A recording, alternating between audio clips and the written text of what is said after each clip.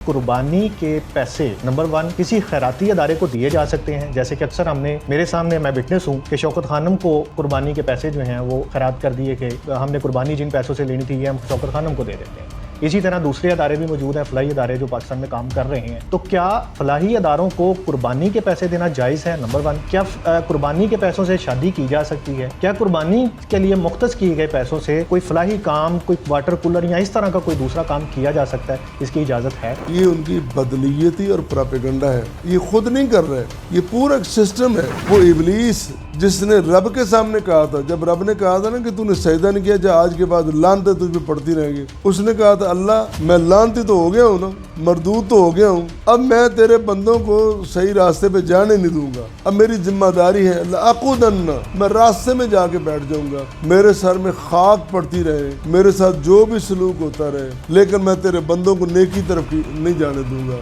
ये वही एक सिलसिला है। और वो शैतान एक नहीं है, उसके आगे चेले हैं, उसके आगे नुमाइंदे हैं, और वो उन नुमाइंदों को भेजता है और फिर हर रोज नुमाइंदों से बाकायदा रिपोर्ट लेता है कि तूने क्या क्या काम किए हैं। कि लोग भैंस और भैंस का जो आगे कट्टा है उसकी भी कुर्बानी जो है वो कर देते हैं। क्या ये शरई तौर पे जायज़ है? कट्टा जो ना वो हराम है। अस्सलाम वालेकुम नाज़रीन, मैं हूँ राना अली ज़ुहैब और आज के पॉडकास्ट के जो हमारे मेहमान हैं डॉक्टर अब्दुल गफूर राशिद साहब, जो नायब अमीर हैं मरकज़ी जमीयत अहले हदीस के और इसके साथ साथ इस्लामी नज़रियाती कौंसिल के मेंबर हैं। अस्सलाम वालेकुम सर। वालेकुम अस्सलाम व रहमतुल्लाहि व बरकातहू। बहुत शुक्रिया सर आपके वक्त का। जो सबसे पहला सवाल है आपसे वो ये है कि हमारे नाज़रीन के लिए ये जानना बहुत ज़रूरी है कि ईद कुर्बान चूँकि नज़दीक है, तो ये जो कुर्बानी है ये वाजिब है, फ़र्ज़ है या सुन्नत है? बिस्मिल्लाहिर्रहमानिर्रहीम। कुर्बानी बुनियादी तौर पर सुन्नत है, लेकिन ऐसी सुन्नत कि जिसको नज़रअंदाज नहीं किया जा सकता। हर साहिब इस्तिताअत को चाहिए कि वो कुर्बानी करे। नबी करीम सल्लल्लाहु अलैहि वसल्लम ने इसको दायमी सुन्नत करार दिया है, यानी आपका ये मामूल है। तो हमें इस लिहाज से, चूँकि हम सिर्फ दावा नहीं करते, अमली तौर पर हम मुसलमान हैं और नबी करीम सल्लल्लाहु अलैहि वसल्लम का हर इशारा, हर फरमान हमारे सर आंखों पर हमारी सआदत है कि हमें उस पर अमल करें, लिहाजा हमें ये अमल कर गुजरना चाहिए। अच्छा सर, जैसे कि आपने फरमाया कि ये जो कुर्बानी है ये एक सुन्नत है, तो उसको अदा करने के लिए क्या ये एक मुसलमान का माली तौर पर कितना मुस्तहकम होना ज़रूरी है? माली तौर पर इसका कोई निसाब मुकर्रर नहीं है, इसके लिए सिर्फ साहिब इस्तिताअत होना ज़रूरी है। साहिब इस्तिताअत से मुराद है जो कुर्बानी ख़रीद सकता है। उसके पास अगर सकत है, इस्तिताअत है, तो उसको ख़रीदनी चाहिए। ये बिल्कुल नहीं है और ये भी लिमिट नहीं है कि इस दर्जे की कुर्बानी हो, इतनी उसकी कीमत हो। ये उसके जिस तरह एक गाय का किस्सा आपने कुरान करीम में सुना है कि कत्ल हुआ, कहा कि गाय ज़िबा करो, वो सवालात करने लगे, सवालात करने लगे तो वो गाय इतनी महंगी हुई कि उनको बड़ी मुश्किल का सामना करना पड़ा। तो लिहाजा यहाँ पे ऐसा कोई मामला नहीं है, सिर्फ साहिब इस्तिताअत होना ज़रूरी है। सर, साहिब इस्तिताअत की आपने बात की, जैसे एक ज़कात की एक शरह मुकर्रर है, इसी तरह साहिब इस्तिताअत अगर फ़र्ज़ करें मेरे पास 1 लाख रुपये है, लेकिन क्या मैं उस 1 लाख के इवज़ जो कुर्बानी है वो कर सकता हूँ इस सूरत में कि वो 1 लाख मैं ख़र्च करूँगा, कुर्बानी करूँगा तो मेरे पास पीछे कुछ भी नहीं बचेगा? नहीं, ऐसा नहीं है कि अगर आपका बिल्कुल ही ऐसा हैंड टू माउथ बजट है कि जिससे आप समझते हैं अगर मैंने कुर्बानी कर दी तो फिर मैं फ़कीर हो जाऊँगा। अगर ऐसी सूरत हाल मौजूद है फिर आप बिल्कुल ना करें। बच्चों का हक़ है, घर वालों का हक़ है, अहले खाना का, उनको रोटी कमा के खिलाना ज़्यादा ज़रूरी है। और अगर आप कुर्बानी करने से इतना बजट आपका ख़राब होता है कि आपके घर की रोटी नहीं पकती, चूल्हा ही आपका ठंडा हो जाता है, तो फिर आप पे वो वाजिब नहीं है, फिर आप नहीं करेंगे। हाँ, इस्तिताअत से मुराद कि अगर आप करते हैं तो ऐसा कोई मसला पैदा नहीं होता, फिर आपको करें। 50,000, लाख, 2 लाख, करोड़, ये कोई लिमिट की बात नहीं है। जितनी मुमकिन है आप 10,000 की, 20,000 की, 25, जितनी आप कर सकते हैं उतनी आपको करनी चाहिए। मतलब कि इसका मतलब ये हुआ कि अगर आपके पास पैसे हैं लेकिन उसको कुर्बानी में ख़र्च करने के बाद अगर आप हैंड टू माउथ हो जाते हैं या आपके वो पैसे ख़त्म हो जाते हैं, आप उसके बाद मुश्किलात का, माली मुश्किलात का शिकार हो जाते हैं, تو پھر آپ کو یہ نہیں کرنا چاہیے؟ ویسے میرا خیال یہ ہے کہ ایسا ہوتا نہیں ہے. مسلمان جو ہے نا اس کی تیاری بہت پہلے سے ہوتی ہے. مثلا رمضان آتا ہے تو رمضان سے پہلے وہ سوچتا ہے کہ میں جو کام کرنے ہیں وہ پہلے کر چھوڑوں تاکہ ان دنوں میں زیادہ دقت نہ ہو. سامان پہلے تیار کر لوں, وہ ساری تیاری پہلے. اسی طرح قربانی میں ذہن میں تصور موجود ہوتا ہے کہ میں نے کرنی ہے, تو وہ اپنی جمع پونجی بنا کے رکھتا ہے. ایسے معاملات ہوتے نہیں عملی طور پر. اچھا سر, ایک بڑا امپورٹنٹ سوال ہے قربانی کے جانور کو لے کر کہ قربانی کے لیے کون سے جانور کا انتخاب کرنا چاہیے, نمبر 1. اور نمبر 2, ہم نے یہ دیکھا اکثر اوقات کہ لوگ بھینس کا جو آگے کٹا ہے اس کی بھی قربانی جو ہے وہ کر دیتے ہیں. کیا یہ شرعی طور پہ جائز ہے؟ اور دوسرے نمبر پہ یہ ہماری رہنمائی فرمائیں کہ شرعی طور پہ کون سے جانور کی قربانی کرنے کا حکم جو ہے وہ صادر فرمایا گیا ہے؟ دیکھیں, جہاں تک ہے نا کہ کون سا جانور کرنا ہے, اور پھر وہ ظاہر ہے اس میں پھر کٹا بھی آ جاتا ہے, کرنا ہے کہ نہیں کرنا, یہ ایک اختلافی مسئلہ ہے. بالکل ہم اس کو بین قرار نہیں دے سکتے کہ بالکل کٹا جو ہے نا وہ حرام ہے, کر نہیں سکتے. ایسی صورتحال ہم اس کو بیان نہیں کر سکتے. یہ ایک اختلافی مسئلہ ہے. تو جہاں اختلاف ہوتا ہے نا وہاں گنجائش موجود ہوتی ہے. تو میرا خیال ہے اس کو گنجائش کی حد تک رکھنا چاہیے, اس میں ہمیں زیادہ ڈبیٹ نہیں کرنی چاہیے. آج کل ویسے سوشل میڈیا پہ بڑی ڈبیٹ چل رہی, میں نے بھی سنی ہے. بڑے بڑے علماء اپنی آراء دے رہے ہیں, کوئی مثبت دے رہے ہیں, کوئی منفی, دونوں طرف. تو میری یہ رائے ہے, بڑی ایک سادہ سی رائے, حقیر تو نہیں کہوں گا اور نہ ہی اس کو بہت عظیم کہوں گا, سادہ سی رائے یہ ہے کہ جہاں اختلاف موجود ہو تو وہاں گنجائش ہوتی ہے, اس کو گنجائش تک رہنے دینا چاہیے. ویسے اگر ہم بات کریں اختلاف کو ایک سائڈ پہ رکھ کے کہ جو حکم ہے اصل میں قرآن کریم کے ریفرنس سے یا حدیث کے ریفرنس سے جو افضل ہے وہ کون سے جانور ہیں جن کو ہم کر سکتے ہیں؟ دیکھیں, افضل تو پھر بکرا ہے, گائے ہے, اونٹ ہے, یہ بہترین. اور مستحسن عمل یہ ہے کہ ہم انہی جانوروں میں سے قربانی کریں. صاف ستھرا جانور ہونا چاہیے, تندرست بیمار نہیں ہونا چاہیے, کوئی عیب والا نہیں ہونا چاہیے. ہمیں یہ چیزیں دیکھنی چاہیے. تو مستحسن عمل یہ ہے کہ ہم ان جانوروں میں سے قربانی دیں.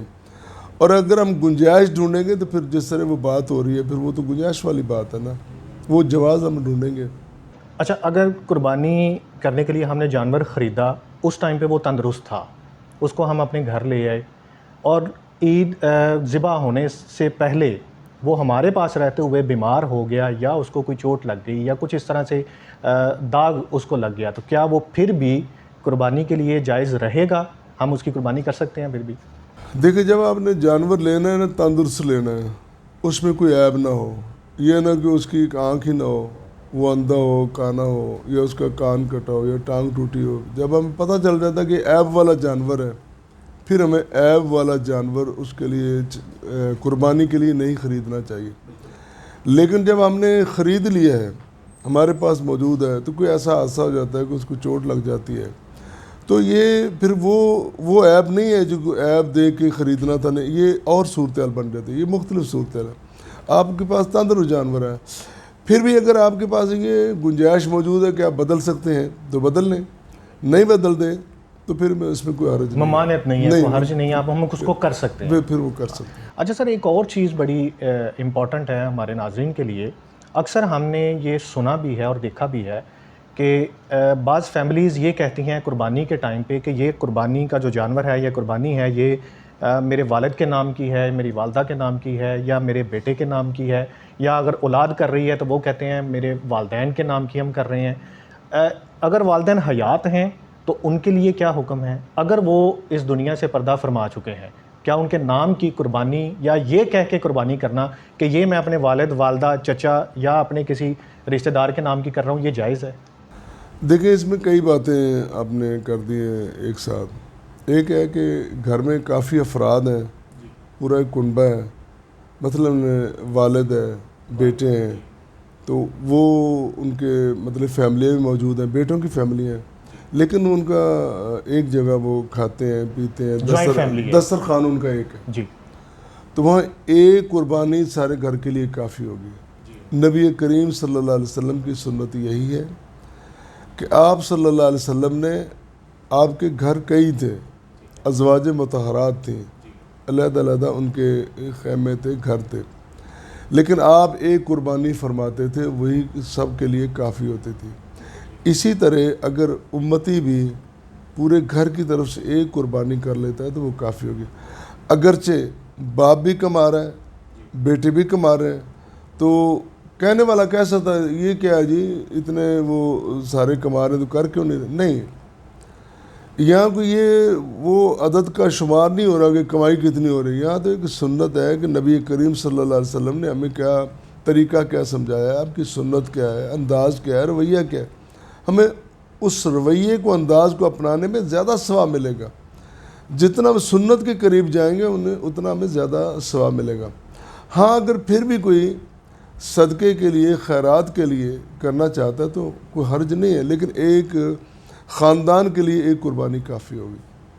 اور اگر ایک ہی گھر میں دسترخوان علیحدہ ہیں، جیسے بھائی جو ہیں وہ علیحدہ ہو جاتے ہیں، اپنی فیملی کو لے کے سیپریٹ ہو جاتے ہیں، لیکن گھر ایک ہے، اس صورت میں بھی یہی حکم رہے گا، یا کیونکہ وہ علیحدہ کما رہے ہیں، دسترخوان علیحدہ ہے لیکن وہ پورشن ان کے اوپر نیچے ہیں، اس صورت میں بھی ایک ہی رہے گی، یا اس صورت میں پھر ڈیوائیڈ ہو جاتا ہے معاملہ؟ وہ صورتحال ذرا بدل جاتی ہے۔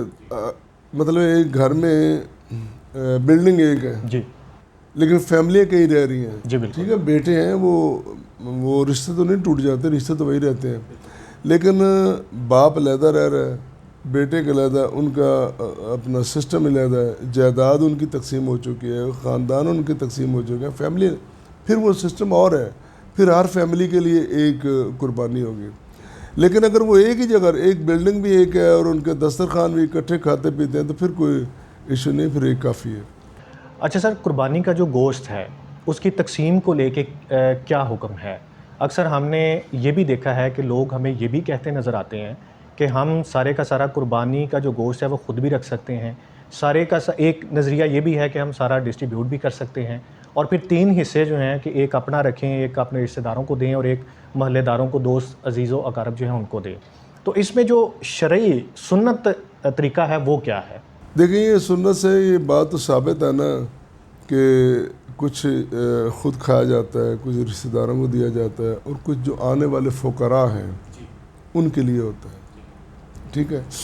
لیکن اگر وہ حصوں میں کوئی کمی بیشی آ جاتی ہے، اب مطلب آپ کی فیملی زیادہ ہے، آپ زیادہ حصہ کھا جاتے ہیں، زیادہ حصہ رکھ لیتے ہیں، تو اس میں کوئی اتنی حرج والی بات نہیں ہے، وہ ہوتا ہے نا کہ کوئی جرم والی بات نہیں ہے، لیکن مستحسن عمل یہ ہے کہ خود بھی کھاؤ، رشتہ داروں کو بھی دو، اور آنے والے فقراء کو بھی دو، جس قدر ممکن ہے آپ کے دروازے سے خالی ہاتھ واپس نہ جائیں، آپ کو ان کو دینا چاہیے، ان کا حق ہے۔ وہ بھی ذہنی طور پر، عملی طور پر اور معاشرتی طور پر اس وقت کو دیکھ رہے ہوتے ہیں کہ کم از کم آج تو ہم کچھ کھا سکیں گے۔ ہمارے وطن عزیز میں جو حالات ہیں، خاص کر غریبوں کے، محروم لوگوں کے، عدم وسائل، جو معدوم الوسائل لوگ ہیں، ان کے جو حالات ہیں وہ بھی ہمارے سامنے ہیں، لہٰذا ہمیں بڑی محبت کے ساتھ اور بڑے احسان کے ساتھ ان کے ساتھ سلوک کرنا چاہیے، ان کو دینا چاہیے، ان کو تقسیم کرنا چاہیے۔ یہ سر مستحسن طریقہ ہے، لیکن اگر کوئی فیملی، یا فرض کریں میں ہی ہوں، میں ڈسٹریبیوٹ نہیں کرتا، تو کیا یہ اجازت ہے، آپشن ہے کہ میں سارے کا سارا خود رکھ سکوں؟ دیکھیں وہ رکھ لینا ایک اور بات، میں یہاں پہ ایک نا وہ اسپرٹ کی بات کر رہا ہوں، مسلمان ایسا ہو نہیں سکتا۔ تو میں نے دیکھے ہیں ایسے کیسز۔ نہیں، وہ مسلمان نہیں ہے، آپ نے دیکھے، مسلمان ایسا ہو نہیں سکتا، مسلمان کبھی ہو ہی نہیں سکتا کہ وہ اپنے آپ کو ترجیح دے دوسروں پر۔ مسلمان وہ ہوتا ہے جو بانٹ کے کھاتا ہے، بالکل ٹھیک ہے، تقسیم کرتا ہے۔ مسلمان کو خوشی محسوس ہوتی ہے کہ اس کے دسترخوان پہ کوئی آ جائے، وہ کتنا خوش نصیب آدمی ہے کہ تیرے دسترخوان پہ کوئی کھانے آ گئے، تو اللہ کا شکر ادا کر کہ اللہ تعالیٰ نے تجھے اس قابل بنا دیا کہ تو خود بھی کھا رہا اور تیرے دسترخوان سے لوگ بھی کھا رہے ہو۔ کس طرح ممکن ہے کہ سارا اٹھا کے تو گھر رکھ لے گا؟ بالکل ٹھیک ہے۔ بنیادی طور پر یہ سوچ ہی غلط ہے کہ میں قبضہ کر کے جما کے بیٹھ جاؤں، میں کہوں کہ بس جی میں کیا سارا سال کھاتا نہیں ہے؟ سارا سال کوئی بہترین کبھی اتنی ڈشز ہیں، دسترخوان تیرے بھرے ہوئے، سجے ہوئے، سارا دن بوفے کر رہا ہے، ڈنر کر رہا ہے، لنچ کر رہا ہے، مختلف پارٹیز میں انجوائے کر رہا ہے، اور خود بھی دوستوں کو بلا کے، تو کیا قربانی کے گوشت پہ آ کے تو قبضہ کر کے سارا رکھ کے بیٹھ جائے گا؟ یہ مستحسن عمل نہیں ہے. تو ویسے اگر وہ زیادہ رکھ لیتا ہے فریج میں بھی رکھ لیتا ہے، حرج تو نہیں ہے، لیکن مستحسن عمل نہیں ہے، اس کو سب کچھ شریک کرنا چاہیے. اچھا سر، کیا یہ قربانی کا گوشت جو ہے یہ غیر مسلموں میں تقسیم کیا جا سکتا ہے؟ دیکھیں مثلا اگر ہماری گلی میں کوئی غیر مسلم فیملی ہے، رہائش پذیر ہے، بالکل دیا جا سکتا ہے، ان کو تقسیم کیا جا بالکل. سکتا ہے. ویسے بھی جب آپ گھر میں موجود ہیں تو فقراء آپ کے دروازے پہ آ رہے ہیں، آپ کو کیا پتہ کون ہے؟ کوئی پتہ نہیں. کسی کے چہرے پہ تھوڑا لکھا ہے. ان کے قد کاٹ ایک جیسے ہیں، رنگتیں ایک جیسے ہیں، نئے نقش ایک جیسے ہیں، ان کی حجامتیں سب ایک جیسے ہیں. کہ کیا پتہ چلتا ہے؟ وہ تو عمل سے پتہ چلے کہ مسلم کون غیر مسلم کون ہے. جب آپ آنے والے سب کو دے رہے ہیں تو پھر اگر آپ کے قریب کوئی، اس کو تالیف قلب بھی کہتے ہیں. بالکل ٹھیک. دیکھیں آپ کی خوشی کا موقع ہے، تہوار آیا بڑا زبردست، تو آپ نے اس موقع پہ اس دوست کو یاد رکھا، تو آپ کی محبت کو وہ اس نگاہ سے بھی دیکھ سکتا ہے کہ یار اس نے اپنی اہم ترین خوشی میں مجھے شامل کیا، شریک کیا. تو اس کے نظریات کیا ہیں؟ یہ مسلمان ہے تو مجھے تو اس کا نظریہ قبول کر لینا چاہیے. میں بھی آپ کا یہ عمل ایک ایسا سبب بن جائے کہ وہ آپ کے ساتھ آ کے کھڑا ہو جائے، لہٰذا آپ کو شریک کر لینا چاہیے. بالکل ٹھیک.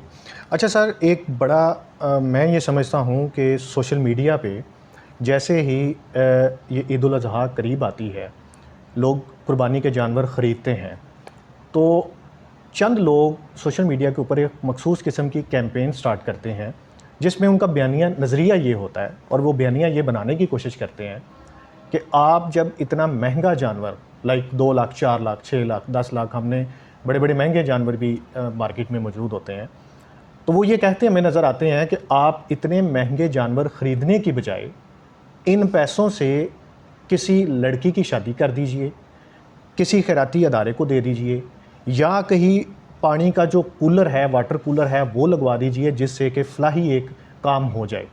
میرا سوال آپ سے یہ ہے کہ آپ ہماری رہنمائی فرمائیں اس معاملے کو لے کر کہ کیا قربانی کے پیسے نمبر 1 کسی خیراتی ادارے کو دیے جا سکتے ہیں؟ جیسے کہ اکثر میرے سامنے میں وٹنس ہوں کہ شوکت خانم کو قربانی کے پیسے جو ہیں وہ خیرات کر دیے کہ جی ہم نے قربانی جن پیسوں سے لینی تھی یہ ہم شوکت خانم کو دے دیتے ہیں.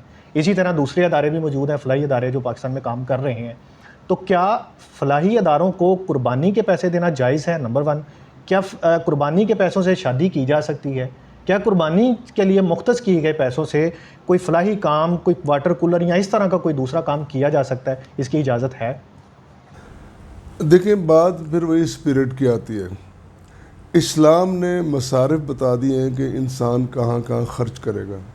ان مصارف میں یہ ساری چیزیں موجود ہیں، یہاں دینا یاد ہے، وہ تو آلریڈی سب کچھ دے رہا ہے. زکوٰۃ دے رہا ہے، عشر دے رہا ہے، صدقہ خیرات وہ تو دیے جا رہا ہے، وہ تو اس سے محروم، اس کا تو ہاتھ رک ہی نہیں رہا. ہم تو اس نبی کریم صلی اللہ علیہ وسلم کی امت میں سے ہیں کہ جو سارا سال خرچ کرتے تھے، اور رمضان کے مہینے میں آپ اتنا زیادہ خرچ کرتے تھے. روایت کرنے والے نے بیان کیا ہے، وہ کہتا ہے کہ آپ کا اس طرح ہاتھ چل جس طرح آندھی کی طرح اتنا زیادہ خرچ کرتے تھے. آپ تو خرچ کرتے تھے.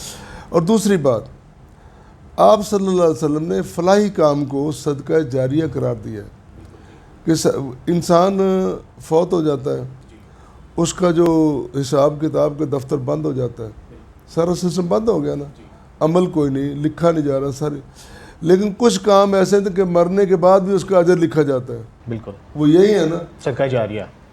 ان میں 3 چیزیں ہیں. اولاد آپ نے بہتر ان کی تربیت، تعلیم و تربیت کر دی، آپ نے تعلیم دے دی، آپ محلے میں پڑھا دیا، آپ کے تلامذہ، آپ کے شاگرد اسٹوڈنٹ جو ہیں وہ صدقہ جاریہ. اور تیسری چیز جو فلاحی کام ہے، جو آپ لوگوں کی فوز و فلاح کے لیے، معاشرے سماج کے لیے کام کرتے ہیں، وہ صدقہ جاریہ. یہ تو آلریڈی ساری چیزیں موجود ہیں. مسلمان تو پہلے ہی سب کچھ کر رہے ہیں، آخر قربانی ہی کیوں؟ اصل میں وہ فلاحی کام کی بات نہیں کر رہے. وہ یہ نہیں کر رہے کہ فلاحی انہوں نے اعتراض کیوں نہیں کیا جب آپ نے مہنگی ترین گاڑی لا کے اپنے دروازے پہ کھڑی کی؟ انہوں نے اعتراض کیوں نہیں کیا جب آپ نے مہنگا سوٹ خریدا ہے؟ اس نے کیوں نہیں اعتراض کیا جب اپنا اتنا مہنگا باکس میک اپ کا لا کے رکھ دیا ہے جو پہلے سینکڑوں میں آتا تھا، پھر ہزاروں میں، لاکھوں، اب تو کروڑوں میں چلا گیا. بالکل وہ اتنا مہنگا اب میک اپ کا سامان، وہاں تو کوئی اعتراض نہیں ہے. اور کروڑوں کے مقابلے میں یہ چند ہزار کی قربانی یہ آپ کو نظر آ رہا ہے کہ یہ فضول خرچی، یہ ان کی بدنیتی اور پراپیگنڈا ہے. یہ خود نہیں کر رہے، یہ پورا ایک سسٹم ہے. وہ ابلیس جس نے رب کے سامنے کہا تھا، جب رب نے کہا تھا نا کہ تو نے سجدہ نہیں کیا، جا آج کے بعد لعنتیں تجھ پہ پڑتی رہیں گی، اس نے کہا تھا اللہ میں لعنتی تو ہو گیا ہوں نا، مردود تو ہو گیا ہوں، اب میں تیرے بندوں کو صحیح راستے پہ جانے نہیں دوں گا. اب میری ذمہ داری ہے لأقعدن، میں راستے میں جا کے بیٹھ جاؤں گا، میرے سر میں خاک پڑتی رہے، میرے ساتھ جو بھی سلوک ہوتا رہے، لیکن میں تیرے بندوں کو نیکی طرف نہیں جانے دوں گا. یہ وہی ایک سلسلہ ہے. اور وہ شیطان ایک نہیں ہے، اس کے آگے چیلے ہیں، اس کے آگے نمائندے ہیں، اور وہ ان نمائندوں کو بھیجتا ہے، اور پھر ہر روز نمائندوں سے باقاعدہ رپورٹ لیتا ہے کہ تو نے کیا کیا کام کیے ہیں، آج کہاں کہاں فساد پیدا کیا، آج کہاں کہاں تو نے غلط نظریہ پھیلایا ہے، کہاں کہاں سے مسلمان کے دل میں تو نے شک ڈال دیا ہے. یہ شک پیدا کر دینا، وہ شک جس کے بارے میں قرآن کہتا ہے ذالک الکتاب لا ریب فیہ، شک و شبہ سے بالا تر یہ کتاب ہے. اس کتاب کو پڑھنے کے باوجود اگر انسان مسلمان کے دل میں شک پیدا ہو گیا تو وہ مسلمان کیسا ہے؟ ان شکوک و شبہات سے بالا تر ہو کر اور خم ٹھوک کر سینہ چوڑا کر کے پوری توجہ ثابت قدمی کے ساتھ اللہ کی راہ میں قربانی کرنی چاہیے بندے کو. تو اس کا مطلب ہے کہ پھر ہمیں یہ خیراتی اداروں کو قربانی کے نام پہ وہ پیسے نہیں سسٹم دینے اور ہے، ان کی جگہ اور ہے، ان کے مصارف اور، ان کے لیے ہم نے پہلے بہت کچھ رکھا ہوا ہے، وہ دیں گے، ان کو کیوں نہیں دیں گے؟ ہم بیواؤں کو، مسکینوں کو، یتیموں کو، قیدیوں کو، مسافروں، سب کچھ دیں گے، اور ان کو بھی دیں گے انشاءاللہ، اداروں کو بھی دیں گے. لیکن یہ قربانی یہ سنت محمدی، سنت ابراہیمی ہے اور سنت دائمی ہے، یہ انشاءاللہ ہم کریں گے، ضرور کریں گے. اچھا سر، یہ بتائیں کہ ہم قربانی کے جو پیسے ہیں کسی دوست، کسی رشتہ دار کی ڈیوٹی لگا سکتے ہیں کہ ہم آپ کو پے کر دیتے ہیں اور آپ قربانی جو ہے وہ کر دیں ہماری طرف سے؟ کیا ایسا ممکن ہے، یا ہمارا خود قربانی کرنا ضروری ہے؟ جیسے میرا جو مثال ہے یا میرا اشارہ جو ہے وہ ہمارے اوورسیز پاکستانیوں کی طرف ہے. بہت سے ممالک ایسے ہیں جہاں پہ اوپنلی جانور ذبح کرنے کی اجازت نہیں ہوتی. وہ کیا کرتے ہیں کہ وہ پھر پاکستان میں اپنے رشتہ داروں کو اپروچ کرتے ہیں، ان کو پیسے بھیجتے ہیں، جی آپ قربانی کر دیں. کیا شرعی طور پہ یہ جائز ہے؟ یہاں ایک بہت بڑا جواز پہلے موجود ہے، وہ یہ ہے کہ جب آپ حج پہ ہوتے ہیں تو کتنے وہاں پہ حاجی ہوتے ہیں؟ ہزاروں لاکھوں کی تعداد میں ہوتے ہیں. وہ لاکھوں حاجی خود جا کے قربانی نہیں کر سکتے، وہ پے کر دیتے ہیں. وہ مطلوبہ رقم 500، 1000 جتنے بھی ان کے بنتے ہیں ریال وہ دے دیتے ہیں، اور وہ قربانی ان کی سلاٹر ہاؤس جہاں انہوں نے انتظام کیا تو وہاں ہو جاتی ہے. تو اسی طرح یہ جواز موجود ہے کہ آپ ایک ایسے علاقے میں رہ رہے ہیں، قربانی آپ کرنا چاہتے ہیں لیکن آپ وہاں پہ کر نہیں سکتے، تو آپ کسی کو یہ پے کر سکتے ہیں، وہ آپ کی طرف سے قربانی ہو جائے گی، کوئی حرج نہیں ہے اس میں. اچھا سر، یہ بتائیں کہ بڑے جانور کے جو 7 حصے مقرر کیے گئے ہیں قربانی کے، اس کے پیچھے لاجک کیا ہے؟ یہ جیسے چھوٹا جانور ہے اس کی ایک قربانی جو ہے ایک ہی تصور ہوتی ہے، جبکہ بڑا جانور جو ہے اس کے 7 حصے جو ہیں وہ مقرر کیے گئے. یہ کیسے ہوئے؟ کس نے یہ حکم فرمایا کہ بڑے جانور کے حصے 7 ہوں گے، اور اس کے پیچھے کی لاجک کیا ہے، نمبر 1؟ اور کیا یہ جو قربانی کا جانور ہے بڑے والا، اس کے چونکہ 7 حصے جیسے موجود ہیں تو اس میں سے کسی ایک حصے یا 2 حصوں کو عقیقے کے طور پر استعمال کیا جا سکتا ہے؟ دیکھیں یہ 2 مختلف باتیں ہیں. پہلی بات یہ ہے کہ ہمیں جب فرمان نبوی ہمارے سامنے موجود ہے کہ بڑے جانور کے 7 حصے ہوں، تو 7 حصے دار ان سب کی پوری قربانی منظور قبول کر لی جائے گی، ایک بات. دوسری بات یہ ہے اس میں ایک بڑا خوبصورت ایک منظر سامنے آتا ہے. بکرا تو آپ نے ذبح کر لیا، گھر والے سارے موجود ہیں، تو آپ نے ایک ایونٹ شاندار منظارہ ہو گیا، خوبصورت ہو گیا. تو جب ایک بڑا جانور کرتے ہیں تو وہاں 7 خاندان موجود ہوتے ہیں، ایک بڑا خوبصورت منظر ہوتا ہے، محبت کا، پیار کا، یکجہتی کا. کم از کم کچھ گھنٹے یہ تو آپ کو قریب رہنے کا موقع ملتا ہے، ایک کے ساتھ دوسرے کے ساتھ ہمدردی کا موقع ملتا ہے. یہ بھی ایک بڑا پیار کا میسج ملتا ہے کہ آپ ایک دوسرے کے ساتھ جڑے ہوئے ہیں. اور پھر یہ نہیں ہے کہ آپ کہہ رہے ہیں کہ وہ جو بہترین جو بوٹی مجھے ملنی چاہیے وہ مجھے ملنا چاہیے، بلکہ ایک دوسرے کے لیے یار یہ اس کو دے دو، یہ اس کو دو، میں اپنا حصہ اس کو دیتا ہوں. ایک محبت کا جو اظہار کا جو ایک معاملہ ہے وہ سامنے آتا ہے اور یہ بڑی پیاری اس میں حکمت موجود ہے. اور جہاں تک عقیقے کا تعلق ہے، عقیقے کا اس میں حصے ہوتے ہیں نا قربانی کے جانور میں، حصوں کا نہیں، اس میں ہے جان کا تعلق ہے. جان یعنی اگر لڑکا ہے تو 2 جانور، اگر لڑکی ہے تو 1 جانور. تو وہاں حصوں کا نہیں، وہاں جانوروں کا تعلق، لہذا پورا جانور ہونا چاہیے تب جا کے عقیقہ ہوگا. عقیقہ ایک حصے کے ساتھ نہیں ہو سکتا. اس کا مطلب ہے کہ اگر میں ہی اکیلا ایک پورا بڑا جانور جو ہے وہ خرید لیتا ہوں، اس کے سارے ساتھ کے ساتھ حصے تو میرے پاس موجود رہیں گے، میں کسی کا حصے دار اگر کوئی نہیں میرے ساتھ ملتا تو تب بھی میرے پاس یہ آپشن نہیں ہے کہ میں اس بڑے جانور میں سے عقیقے کے جو حصے ہیں یا اس کو باہر نکال سکوں. عقیقے کا تعلق ہی نہیں اس کے ساتھ، وہ بالکل مختلف ہے. اصل میں یہ ایک جو کراچی میں ہے دیوبندی دارالفتاویٰ انہوں نے ایک فتویٰ جاری کیا ہے جس میں انہوں نے یہ مینشن کیا ہے کہ چونکہ ایک جان کا مطلب ایک حصہ ہے، تو لہٰذا اگر آپ بڑے جانور میں آپ کے 2-3 حصے بچتے ہیں اور آپ ہی اس کے آنر ہیں تو آپ عقیقہ کر سکتے ہیں. اس لیے ہم نے کہا کہ ذرا اس میں کلیئرٹی ہمیں اگر مل جائے تو زیادہ بہتر ہے، کیونکہ جہاں بہت تک سے یہ لوگوں فتوے کا کا تعلق ہے میری نظر سے نہیں گزرا، لیکن یہ باتیں پہلے بھی چلتی رہتی ہیں. فتویٰ تو اب آیا ہوگا نا، جی یہ باتیں بڑی دیر سے فضا میں موجود ہیں نا، لیکن اس کا ایسا نہیں ہے، وہ شرعی طور پہ یہ جائز نہیں ہے، جانور ہی ہونا چاہیے. جی ٹھیک ہو گیا. بہت شکریہ ڈاکٹر صاحب آپ کے وقت کا. آپ نے بڑے ہی ہمارے کچھ تلخ سوالات بھی تھے، ان کے بھی آپ نے جواب دیے. ہم آپ کا شکر گزار ہیں. ناظرین، آپ نے آج کا پروگرام دیکھا، اپنا فیڈ بیک ضرور دیجیے گا. اس سے ریلیٹڈ اگر آپ کے ذہن میں کوئی سوال ہو تو کمنٹ سیکشن میں ہمیں بتائیے اور ہم وہ سوال بھی آپ کا ڈاکٹر صاحب تک پہنچائیں گے. ہمیں دیجیے اجازت، اگلے پوڈ کاسٹ تک اپنا خیال رکھیے گا. اللہ حافظ.